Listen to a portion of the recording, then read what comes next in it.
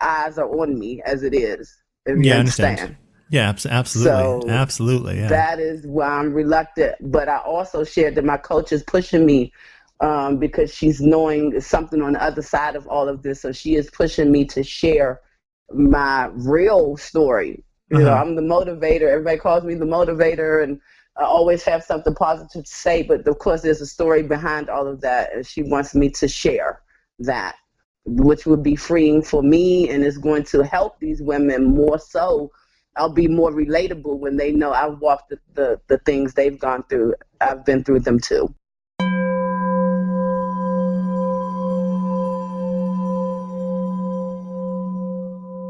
For questions, comments, and to show your support, visit us on the web at afroempath.com. All right. Let me ask you this.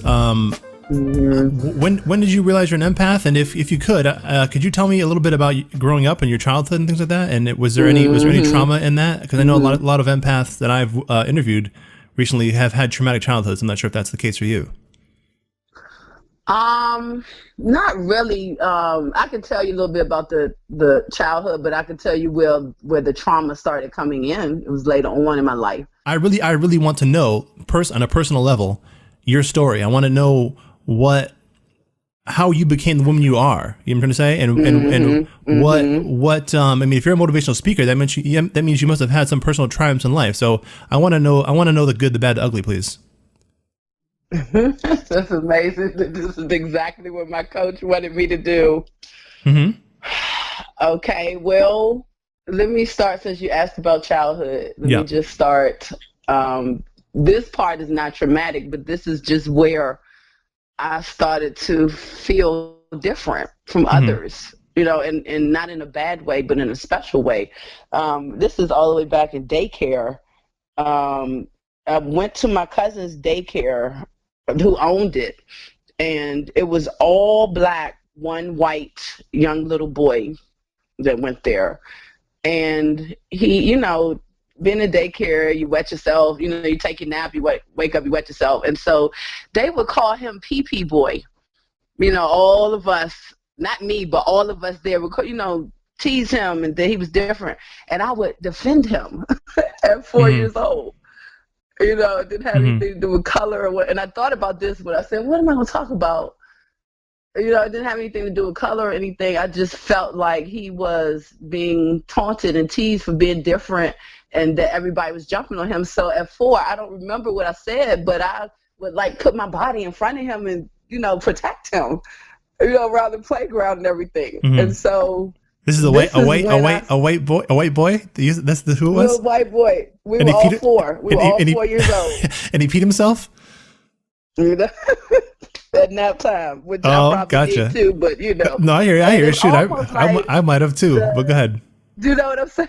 Yeah. The teachers were treating him different too, because why were all of us cleaned up and changed, but he would still smell?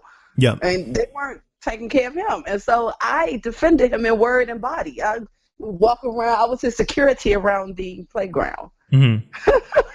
So we became best friends and everything. So I think that may be the first instance of me realizing that I was different. Yeah. At 4. So moving on, around high school is when I started to experience some depression or some sad feelings. And I, shared it with my mother. I told my mother every Sunday I get depressed about having to go back to school. And mind you, I went to a performing arts high school, so I was happy with that part because I have been singing and dancing all my life from those days in diapers and things, performing all my life. But I love going to school for that, but I would feel sad. I would feel anxious. I would feel drained from being around in that environment, in that high school. Everybody's judging you, puberty. From that environment, it was draining me, and it was causing me to withdraw, and I just would not want to go to school. And so she said, well, maybe we need to take you to the doctor. And, I was diagnosed with depression. then and there. And I actually I got on medication, and I actually started having suicidal thoughts. And she took me off immediately. As we did research, it said in teenagers this may cause suicidal thoughts. So I started feeling worse. I started feeling worse on the medications. But she took me off so quick, So I made it through high school. I was always different. I wore bright colors. One day was all yellow, one day was, and I still do this to today. I wear a unicolor. They call it unichrome. I wear whatever I'm feeling, that's the color of the day. And at the time, I was into silver. So I wore, they called me Mrs. T. Are you old enough to remember Mr. T? Yes. Okay. They called me Mrs. T. I had all these, so I stood out. So I was a target, but I could handle it. But inside I was feeling down and depressed. So I went on and made it through high school. College was better. I went on to, after I graduated college, I met a brother that was into the Nation of Islam. And so he introduced me, he was teaching me at work, on our break. And it was Ramadan, as it is now. And he asked me to join him in the fast. I was like, how no brother would do that? How am I going to do it? He said, well, just don't eat for breakfast. Just do a little bit at a time. And so 20 years later, I was a practicing Muslim for over 20 years. Starting from that. I had my ups and downs, went through 2 marriages. And of course, that exacerbated the depression and what have you, just all of that. And mind you, all this time, I'm still not knowing the term empath. I'm not familiar with this, but I'm knowing that I'm different. I'm knowing that I'm jumping around, of course, but okay. I'm knowing that people are drawn to me. I know I'm a very positive person despite what I'm going through. And the people are constantly drawn to me. They're wanting me to preach. They're wanting me to be the leader of this. They're pulling on me, and it's draining me. Yep. I'm happy, but at the same time, it's draining. And at that particular time in my life, I didn't know how to say no. So I was just, yes, man. I was just, whatever, do it. I just said my name. Please cut that out. Just say my name. Yeah. Please cut that part out. Of course.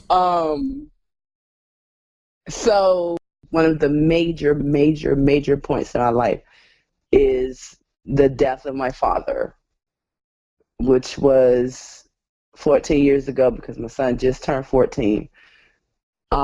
This was the first death of anyone close to me that I had ever experienced.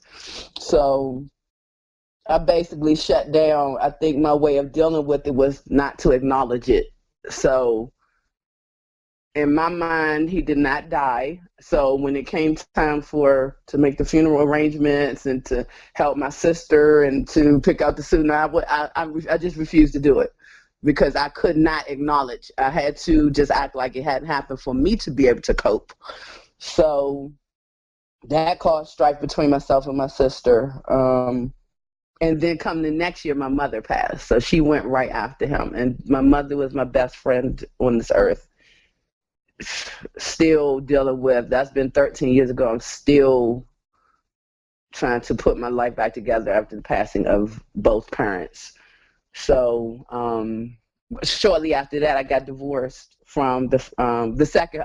I skipped the whole first marriage, but I got divorced after my parents passed away. But I had this little baby, my son.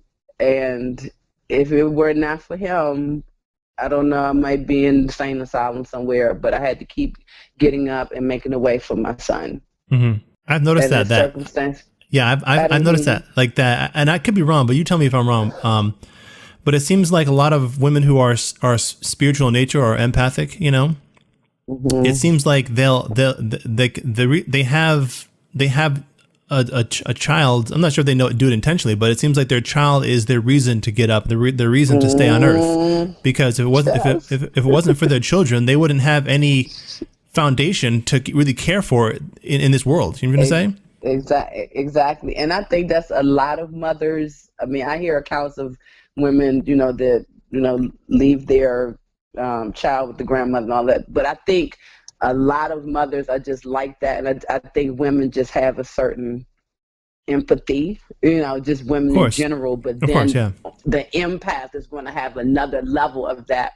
And I know that I am thriving now because I had to put one foot in front of the other for my son. Yeah. Well, here's my take on it. My take is that I think that empaths are basically earth angels, right? And so so basically we have the love of heaven in our heart. And so when you come from heaven, right, and the love of God is still in your heart, and it's there so clearly that the world around you is can be so painful and can make you so distraught that you're like, why am I here? Why bother to stay here? So without an anchor of someone to love,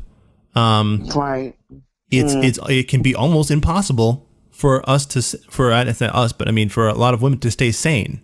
And that's interesting you put that in those terms, because I have been called that. I have been called earth angel and what have you, and I have, since I came into to the knowledge of the book that I shared with you, that I don't know if you're familiar with, but it's called The Highly Sensitive Person. Yes. That helped me to see that there are others, because I had started to feel alone. And I just one day I said, what can I put in as a search engine to see if there's anybody else like me? And people have said my whole life, even my mother, my best friend, my mother, girl, you are so sensitive. It's like walking on eggshells around you. That was what she said. She would have to be careful not to hurt my feelings. Every little thing would just crush me. And so the book helped me to see that there are others, that it's a small percentage of the population, and it went all into your physiology even being sensitive, because I noticed that my hearing is ultra sensitive. It's almost like a Wonder Woman type thing. My hearing, I'm sensitive to light, all of these things, in conjunction with being sensitive to others' feelings and others' emotions. So let me give you an example from the book. It says, for someone like me to go to the grocery store, a good time is early in the morning or late at night, because there's fewer people. Because somebody like me is going to pick up on the energy of everybody in there. Then I come home drained. So,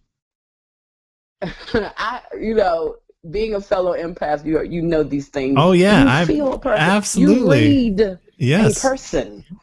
And that is draining. I shared a story with my sister about Ghost, where Whoopi Goldberg channeled Demi Moore. So her life energy was in her, and then when you're finished, you're drained, because you have someone else's spirit has lived in you, someone else's energy. And so wherever I go, if I step on the porch, I'm picking up the whole neighborhood. So I stay in here a lot. I'm busy. I do my arts and I do my speaking and all that, but I come into my sanctuary as much as possible to re-energize. And sometimes working with children, it sometimes takes 2 or 3 days to re-energize. As I'm sure you can relate to this. Oh yeah, I mean, I think that's nuts. I think that's nuts that you even. Let me ask you: Are you an introvert or are you an extrovert? Would you say? They call it the introvert, extrovert, both. Yeah. It depends upon the situation. But I think I have projected for so long in my life being an extrovert, the life of the party, the this, the that. But as I'm studying myself more, I think I would prefer to be alone. I think I'm an introvert until I perform. I hear you. Yeah. When I'm performing, I am the best that ever did it on any front that I do. Yeah. But in terms of just socialization, introvert. Let me ask you this: Have you done the Myers-Briggs personality test? No, I don't think so. I mean, and I Okay. was a psychology major, by the way, so I'm familiar with it. And I don't think I've done it That's before. okay. This was over 20 years ago. What's your zodiac sign? Your sun sign? Gemini. Gemini? Gemini. Okay, gotcha. All right. Just trying to understand you more. But to me, I don't know. You sound like you could be like an INFJ or something like that. They're kind of the people that like they can run off and do something to help others, but after they're done with that, they run back to their sanctuary. You know? Yes, well, that's definitely Yeah. that's me. And I need more information on what you just said because I've never heard this before. Yeah, well, do the test and see what comes up. But that seems like an INF J type quality. But let me ask you this: like, when you could you have the ability to block out people's emotions when you go to the store, or is it just something that you just soak it up and you don't have a choice to soak it up? I soak it up. Is there such thing as an ability to block it out? I soak Correct. up Yes, everyone. there is an ability to block it out. So you might be an INFJ because INFJs don't have the ability to block it out. I'm an INFP, an INFP. See, as an INFP, I mirror people's emotions, so I can put myself in your shoes, right? But I can choose to put myself. I can choose to put myself in your shoes. I don't have to, you know. Wow. Yeah. Wow. Yeah. Now I feel subject to people. I feel just complete. I feel powerless. By the time I step on the front porch, I'm powerless because I'm going to pick up on everybody's energy. I know their thoughts and things. Yeah.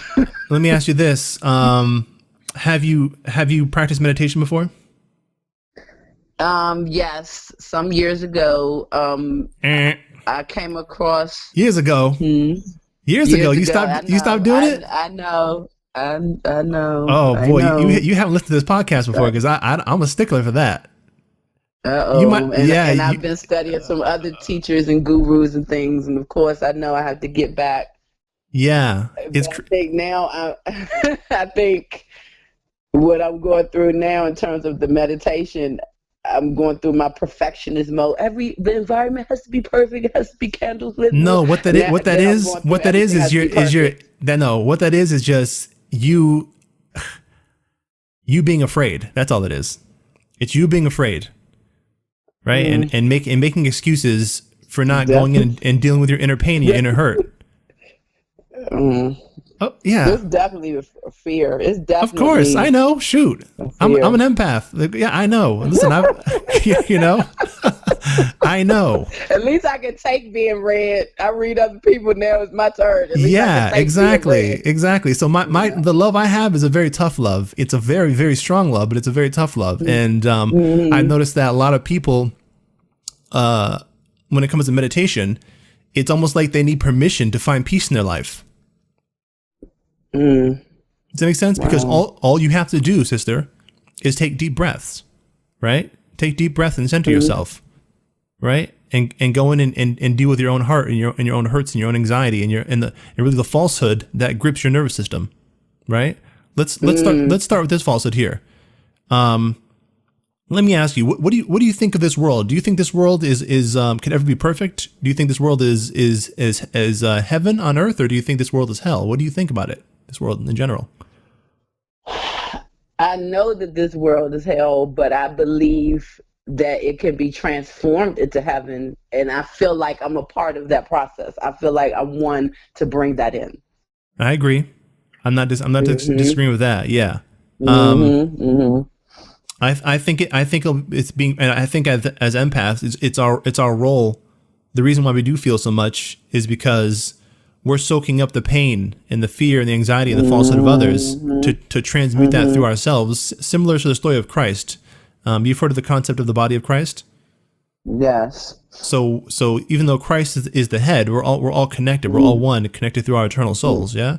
So we all have to go through certain pains and processes to create a way back to the eternal, the eternal God. So I think that's So that's our role as empaths. With that said, this world is not our home. You know, this world is a falsehood that we're here to absorb and to transmute and to destroy that falsehood within ourselves. That's why meditation is so important, because you become active in destroying that falsehood within yourself, as opposed to feeling like that falsehood is something that you're powerless, or subject to. You know what I'm trying to say? Mm-hmm. Right, so right. Yeah, meditation is all about going in and transmuting falsehood within yourself. It's all about going in and dealing with your pains and your hurts and your fears and your anxiety, or anything that would present itself as being stronger or more powerful than the seed of the eternal God within you.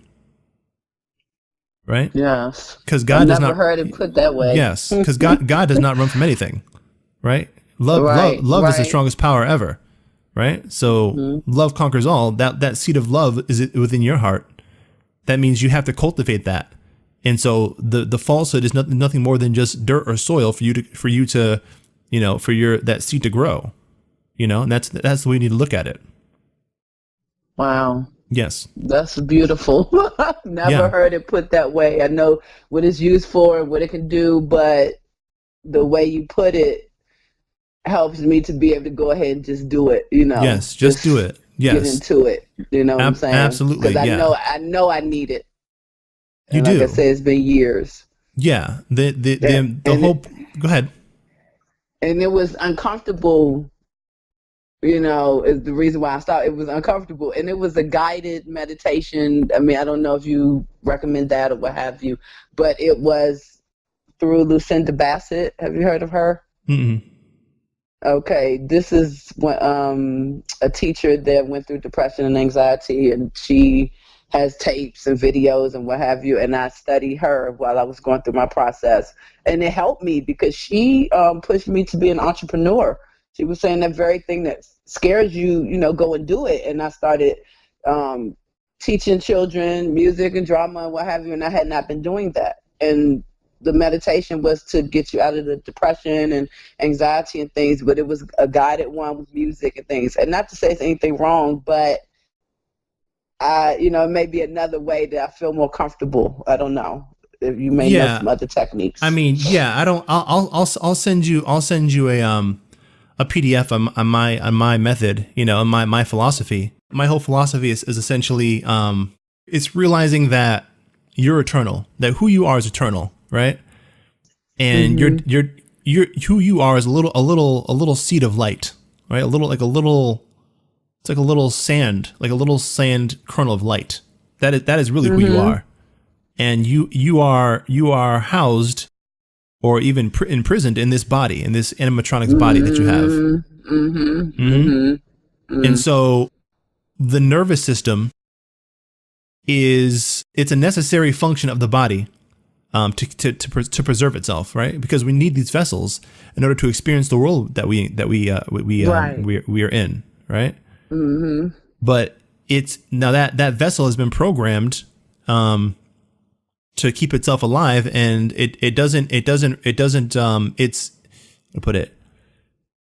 it's created ways to get you to avoid pain, by making you think that if you do this, it's going to kill you. You know what I'm trying to say? Mm-hmm. So it's like, sometimes it's harder to go and deal with our own emotional hurts, than it is to go out and face the world. You know what I'm trying to say? Yes. Oh, definitely. The fear of one's own self is much of course. scarier than what's out here. Of course, every year, soldiers go out, and probably every day, soldiers go out in the world and fight for countries that they probably don't even believe in, and they're willing to do that. But if you ask these same men, to go in and deal with their own hearts, most of them will shy away. The pain in their heart is the hardest thing to really acknowledge, because we're faced with acknowledging ourselves, and through knowing ourselves, we're then faced eventually with knowing God, and we're faced with our own shortcomings. You know what I'm trying to say? Mm-hmm. And it's that's a hard thing for people to grasp, is that that they've let fear become their ruling force in their life. You're going to say their driving force in their life, and not God's love, and not God's eternal love. So these themes keep coming up for me. Yeah, exactly. That's the only way, on here. That's why I ended up on here.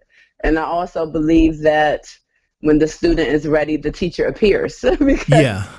I have been going back and forth. How can I complete this homework for my coach? And this is the reason why I can't. And then I'm saying, here I am right again. So I know it's time for me to expand, because I've been sort of going in a circle, and I know it's time for me to expand. Yeah. I want to talk more about your life and how have you used your gifts, because I know being an empath in a sense can seem like a curse, but it's also a gift too. I'm going to say it's a double-edged sword depending on where you're at in your journey. For me at this point, it's a complete gift. You know what I'm trying to say? Okay, yes. It's a complete gift, but it's only a gift because I've embraced it. You know what I'm trying to say? I stopped running. I stopped running from myself, right? Mm-hmm. Because if I run from myself and I run from my own pain, then I run from God. Right. The creative force. Exactly. You're not. Force. The only way to know love is to know pain, right? If we wanted if we wanted to live in perfection, we never would have came down here to earth. Yes, that's correct.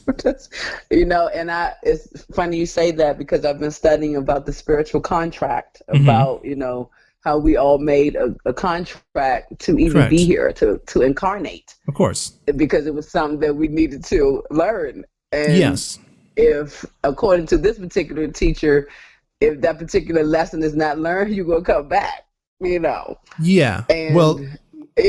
I know that's their particular perspective, because I'm studying all types of teachers to find my own truth. I hear what you're saying, but essentially, we're all one, right? So again, the concept of the body of Christ. So we all have to go through our own pains and processes, but ultimately, we're getting out of this through Christ. You know what I'm trying to say? And and this is something that I feel in my heart, but it's up to individuals to know it in their heart. But I feel that this is the last. We're living in the end days. What do you feel about that? I've studied many teachers, many philosophies, and one philosophy that I am feeling in my spirit is that, like I said, you asked me, do I believe that heaven can be here? Can we live in peace on this plane? I've been studying matriarchy, that particular philosophy in that school. And before that, or should I say patriarchy? Before that, it was matriarchy, where the female was the ruler and what have you. And I believe that we're going back into a time of peace. And Mother is definitely the author of peace. And so I don't know that this world will ever be perfected the way I see it, the way I see everyone getting along, no color lines and all that. I don't know if it will be that way, but I think we're going into another dispensation. I hear what you're saying. That this particular evil dispensation is coming to a close, because certain things that are going on in the entertainment industry has been revealed, and just different things are coming out that never did.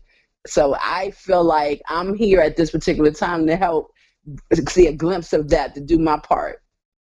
But I do understand I have to get this vessel together from be to the apex of bringing anything in. I have to get this vessel together. Of course, yeah. I mean, what I'm talking about now is just kind of my own thoughts, my own feelings based upon what I've learned and what I feel. Ultimately, the important thing to take away from all this is meditation and inner work. But I will say that in terms of Earth, there's certain universal laws in this world. There's a great book about universal law. It's a philosophy that came out of ancient Egypt. The book's called the Kabbalion. I'll send you a link to that afterward. But basically, one of the laws in this world is like duality. So there's in this world, in this universe, there's good and evil, light and dark, So when you do good in this world, bad happens in this world. When you do evil in this world, good happens in this world. You ever gonna say? That makes sense? There's always a balance. So by you wanting to try and make the world a better place, what do you also do by that? Oh, I didn't hear that last part. I said, but if so I'm just saying, if that's the case, and there's a duality to this world, right? A balance, right? A duality, a yin and yang, a light and dark. If you wish to do good in this world, then automatically, what do you create? Bad. Thank you. That's exactly it. Oh my Correct. goodness. That's why ultimately what I've learned through my own process of enlightenment is that ultimately this world itself, the universe itself, is the issue. Okay. Not whether we have matriarchy or patriarchy or whether we all get along and hold hands. In fact, if we all get along and hold hands, that's worse for us. Because we still be getting along and holding hands, right? There's always going to be pain in this world, right? You tell me if I'm wrong, but if you stop eating dead plants or dead animals, you'll die, correct? Right. Okay. So that means that in order for you to live, other things have to die, correct? Duality. Right. That's right. In order for your beautiful baby boy to live, right? Animals are killed and slaughtered, and plants that don't want to die are killed, and even plants feel. Exactly. Okay. So this world itself is the problem, not whether what type of civilization we try and devise in our minds, right? And that's why we're here to soak up the falsehood from the world and transmute it through ourselves, and create a way where where falsehood no longer has a purpose.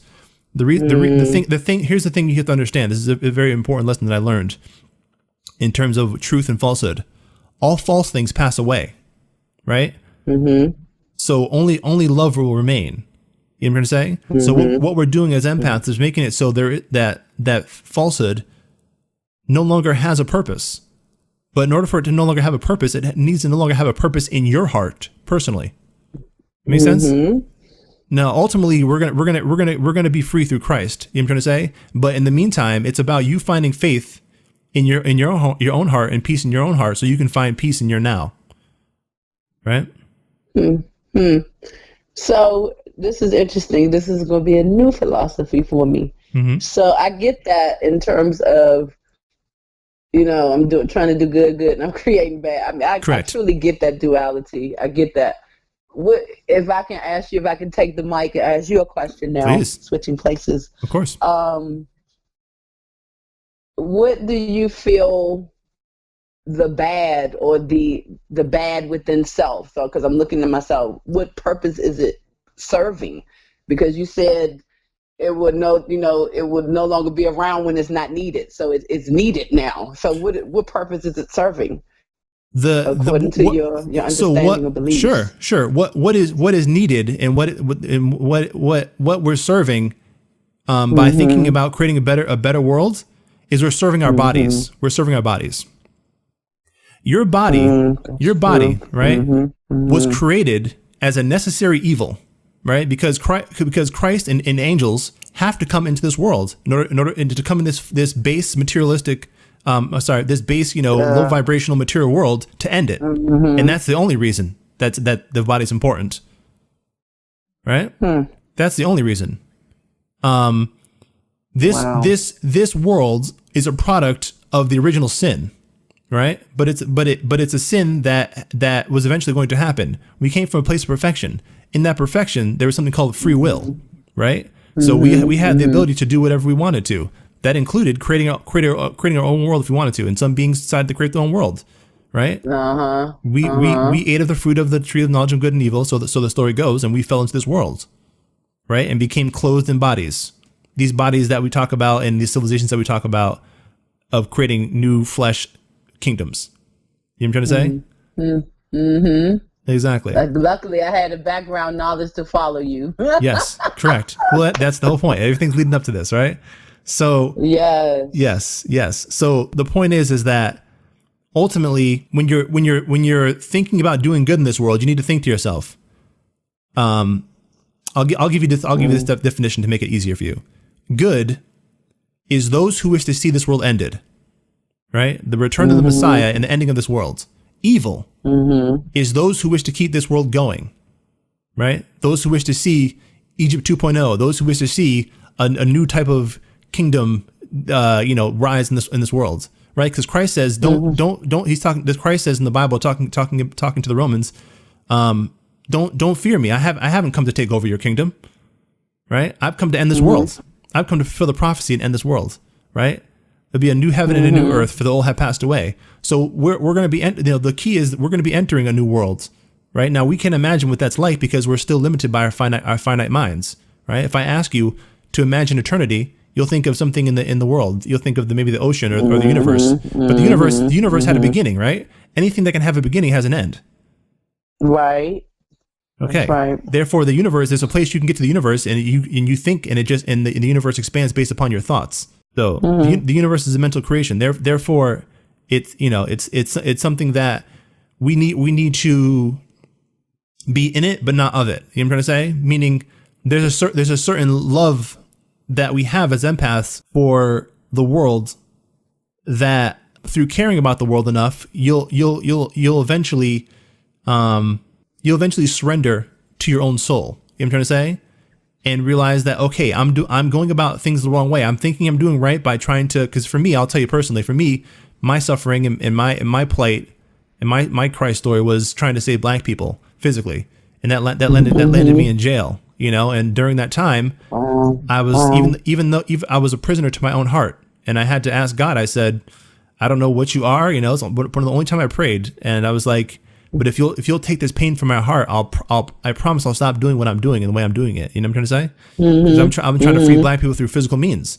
And basically, I heard a voice that said, humble servant of Allah, like just basically humble yourself, And I had to humble myself and seek a different way. I didn't know. I've heard people talk about the soul and how the soul is the only thing that is eternal, the only thing that's real. You know what I'm trying to say? And I knew about the world being finite, but it just like, I could not get my human ego past that. You know what I'm trying to say? I gotta save the babies. I gotta save Black people. Right, that was me.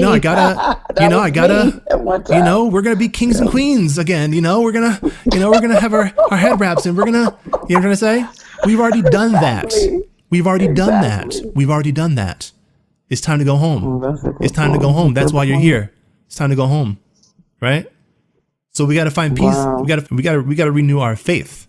We got to renew our faith, right? To find peace. I mean, wow. That was deep. What you just said. All you just said. You said we've already done that because that's true. We have been at the top, and I'm Correct. talking about not just Black, because that is what I spent 20 years of my life, doing at the expense of myself. See, that was the difference. I was saving everybody, but I was almost homeless. You see what I'm saying? So I'm looking outward. Again, looking outward. That has always been what I've done up until the last several years. I've begun to look inward. Yes. And I think I have to go even deeper now with all these circumstances that I'm creating, and all these teachers I'm pulling in, and what have you, so that I can do my part. Of course. Now the external pain and the wanting to save the world, that's exactly what you're supposed to do, right? That's exactly what you're supposed to do. You did the exact right thing, because even Christ initially went about things in a haphazard way, right? He wasn't always enlightened. He was going over and flipping the money changers tables. He was running people out of churches with swords, right? So he was a rebel. Renegade. In the physical world, he was a rebel, right? So he had to learn faith too, right? And a new way of doing things, right? So we all have to go through that process. So what you were cultivating there is pain, right? You're not going to know God without pain. So you did the exact right thing, right? A path towards God is not going to seem like it's straight and narrow to the world, but it is straight and narrow to God. So you did the exact right thing. You did exactly what you're supposed to do.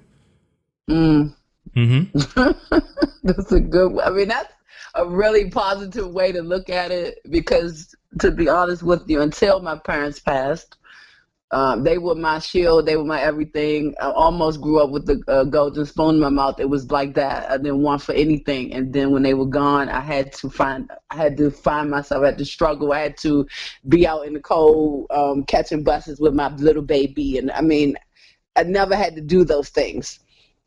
I mean, upper middle class, I had to go through all that. But once they were gone, I truly had to go through that pain. I didn't even know. I was laughing with my coach. I told her I didn't even know how to buy toilet paper in this house. I was that crippled under my They did everything for me. But then I had to put one foot in front of the other. See, now I'm coming back. We went to other dimensions. Now I'm coming back. No, that's perfect. To the real. That's perfect. Me, yeah. I love being out there. I love that. But then coming back to the real, it wasn't until they departed that I found my own strengths. That's when I had to look. I had to look in or perish. I had to, and because of my son, I found that strength. So I'm able to stay on the job longer than a month. If somebody offend me, I quit. But I got a husband. I don't need y'all. When I was married, my man would take care of me, but I don't need y'all. I would quit a job. No dedication. Somebody rubbed me the wrong way, I'm out of here. No, I have to stay now. I didn't like confrontation. That was one of my major issues. I would leave because I couldn't confront the person. No, it's not that you couldn't confront the person. It's because you couldn't confront yourself. Right? Well, I guess that's what it is. Yeah, because life is a dream. Life is a dream, right? This is an illusion. So if you can't, if you don't go, if you're not active in going inward and dealing with the dream, inside yourself, which your heart and your mind is the projector of the movie that you're playing out in your life. Does that make sense? Definitely. Okay. So your life is going to listen. Your life is going to be a reflection of your emotional world, right? In your internal world. Always, right? So exactly. So essentially, you were just playing out something inside yourself because you were too afraid to do it in meditation. So you played it out in the dream, the waking dream, as opposed to going inward and learning how to become lucid in the dream through meditation.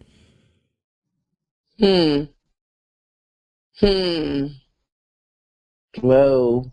Okay, I have an example to back up what you're saying. Let me see, how does the example start? Again, I've been studying a lot of teachers, and the very words you're using, because I wouldn't know what you were talking about other than these last few teachers I've been studying about the lucid dreams and going inward, and that the outward is just a projection of the inward and all of this. So I work at a school that is pretty much wild. This school is just for children, just all over the place. It's no order, and I always represent order, when I walk in the room for the children.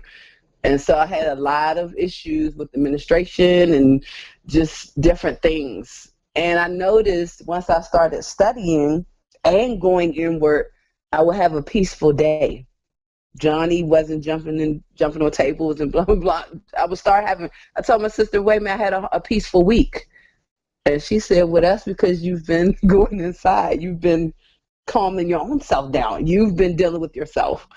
So I was in a chaotic scenario, but that scenario changed because I changed inwardly. So correct. I have experienced that. I have seen this. That's an amazing story. Thanks for sharing it. I mean, I'm noticing it too, man. It's everywhere. Like it's to the point of it's like you wouldn't think this would work this way, but it worked this way. Like I was playing a video game, right? And before I was playing the video game, I was like, I was trying to center myself because this guy I used to play the video game with, this guy can get really upset sometimes and he can get real frustrated. So I'm like, no, I'm going to center myself and I'm going to make this, even though I'm not going to take it so seriously, I'm still going to win and do good, but I'm not going to stress about it. You know what I'm trying to say? Because I have the skills. I have the skills to still do it and not stress about it. Does that make sense? A lot of times we're programmed to think that if we don't stress about something, if we don't have fear behind it, that it can't get done. Right. If there's not a certain amount of anxiety, then we're gonna become forgetful. We're gonna become lazy. We're gonna not do our best if we don't have anxiety or fear behind what we're doing. That's not true. That's not true. Mostly, what it is we've allowed for people to be more influential around us that are fear-based than the love of God that is within inside us, that wants us to find peace and wants us to be centered in faith, you know what I'm saying? And in stillness. So once I centered myself and I went and played the video game, it was like everything we got first place and everything was happening so easy. It was like, oh, that was easy, you know? It's even in a video game, it's like the freaking character, it's crazy, So it's absolutely correct. And that's why a lot of athletes practice meditation, because they've done studies to show that that essentially the brain doesn't know the difference between you meditating and you in your waking state, in your quote unquote reality. Wow. Yeah. Wow. Yep. Well, I'm ready. I'm ready to embark again. Yeah. It's been a long time, ready to do that again, because that word has been everywhere I look. That word has been around to me, so I know it's time for me to go again. Move some mountains here. But that's funny. You said I wasn't able to confront myself, and you're right. You're right. Yeah, you're right. Because once I yeah. conquered some things, then I no longer had that problem. I didn't have those problems. My environments now, my work environments and things, I don't even have those types of situations that I used to, because I looked at them. I had to find myself for my child, and I dealt with that, and then that doesn't even happen now. I'm considered some leader or whatever around school. Amongst the children and amongst the staff. Now, amongst the administration, I'm a threat. Why is it, you think? Again, because people see me as a leader. One, and of course, I'm expressing this in the most humble way. Mm-hmm. In the most humble way that I possibly can. But one teacher said to me, she was asking me about how I started there, and I was telling her I started in the middle of the year. They were used to another way. I came in with my way, but I had a vision for my students. And she said, oh, we need leadership around here. She was referring to me, telling me we need leadership, so I need to be in a leadership position. And there have been other teachers that have gone to my principals requesting me and what have you. So I'm a threat to what they're doing. I'm the most humble, yes sir, yes ma'am woman you ever want to find, but people are praising me and people are wanting me to be the leader. So, and I don't even want that. I don't want that. I'm fine with where I am. But that's a threat to them. That's a threat to what they're doing. You think that you think that? Why, I'm curious. Why would it be a threat? Why would it be a threat to them? Do you think that they're not trying to properly educate children or properly develop children in that school, or what? I honestly think that it's a threat that I might take their position. Oh, I see. Gotcha. You see what I'm saying? Yeah. Like I could truly, I could be the principal. I don't desire that, but I could truly run the school, mind you. I could do that, but I don't want that. But if you have a teacher that comes in and everybody's, can she be in my class? I want her, everybody's clamoring for me. Why is she not teaching my student anymore? And blah, blah, blah. If you're getting this and you're constantly getting my name thrown in your face, you may get intimidated by that. No, I hear you. A further story, my particular school stops at 3rd grade, and I came in as the music teacher, and these particular 3rd graders they called them the 3rd graders because they're so unruly. It was almost like a gang situation, and I'm laughing. Some 3rd graders, y'all are talking about the 3rd grade. They were like running the school. And I'm like, are we serious? You have to be joking. These are children. And so my quote unquote coming out, my showing what I've done with them was their graduation last year. And these unruly children, that nobody could control, it was about 60 of them. They were under my command for their performance, which was in front of the owner had just passed, but the founder, her husband, the CEO, everybody was there. It's the biggest deal. And so this is my presentation, and they were clapping, the parents were clapping for 5 minutes. They had to calm everybody down according to what I had done with these children. And that was just a complete threat to my principal. He never congratulated me. He never, and I have not been invited back to do the graduation. They don't want me to sing. They try to block. This is what I'm going through at my job. And trying to block your shine. Trying to block your shine. Basically. Yeah. When you boil it down, yes.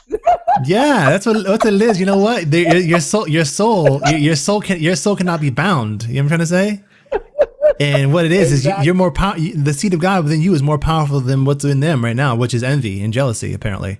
Exactly. And it's unfortunate. To put it in layman's terms. Yeah, but you're not the only one. You're not the only one. This seems to be a similar thing I see amongst empaths, and I'll say that I've seen in my own life that people are intimidated by us because that seed of God is within us. Mm-hmm. This is an issue for Black people as a whole, but especially if you're an empath.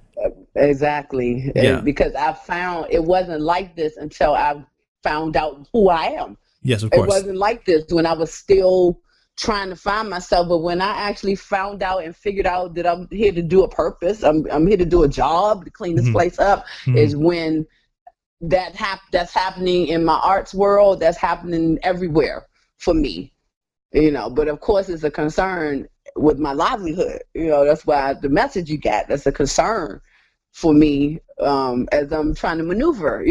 But having teachers that's going to help me. I'm talking about you and my coach and others will help me to maneuver, through this. Yeah. Ultimately, I would say that, like, no matter what, don't give in to fear. You know what I'm trying to say? Handle that fear within yourself. You know what I'm trying to say? And once the seed of God within you, the love within you, and triumphs over the fear within you, you'll also see it'll also play out in the waking dream. Okay. That's what you need to do. That's because empaths pick up on energies, right? Right. Okay, so what you do is you find the energy of those people that are trying to block your shine, them haters in your around you, and you take them into a meditation, and you feel within yourself their drives and their motivations and their hurts and their angst, because every living thing, right? Every living thing is an aspect of yourself. Right. So by knowing yourself, you know God and you know the universe. That means everything in the universe. Right. Mm-hmm. And so you can handle them by going in and handling yourself. That's the key. Yes. Okay. Yes. I can't and wait. When you know that, and when you know that, and you're confident in that, then there's nothing outside yourself that you cannot handle. Power. That's power. Bingo. Wow, this is great. This is I didn't know what to expect. I was biting my nails, but this is great. This is really energetic. It's powerful for me. That's good, sis. We're almost hitting an hour mark here, so we probably should wrap it up. Yeah, time flies when you're speaking. When you're speaking to, I don't know, you're speaking to a fellow empath and a fellow soul and a fellow servant of God. Yeah. Yes, indeed. Yeah. Yes, indeed. It's well worth the hour. I can't believe it's been that long, but I mean, I'm taking the jewels, I'm taking notes, and I'm gonna be ready to meditate. Beautiful. Ready. All right. Well, we'll talk again soon, sis. Y'all feel free to hit me back up. I'd like to speak about your meditation at some point. And we'll check on you, see how you're doing. But I appreciate it. Not a problem. We'll hop off here, and I'll send you a link to my guide in meditation. Hopefully you can read it, and hopefully it sparks something within you. And I'll send you a link to a book that talks about universal law, so you can meditate and apply that to your life. And let me know what you think. Perfect. Thank you so much. It has been very empowering. All right, sis. My pleasure. Talk soon. All right. Peace. If you or anyone you know would be interested in spiritual life coaching from a fellow empath, email afroempath@gmail.com or visit afroempath.com for more information.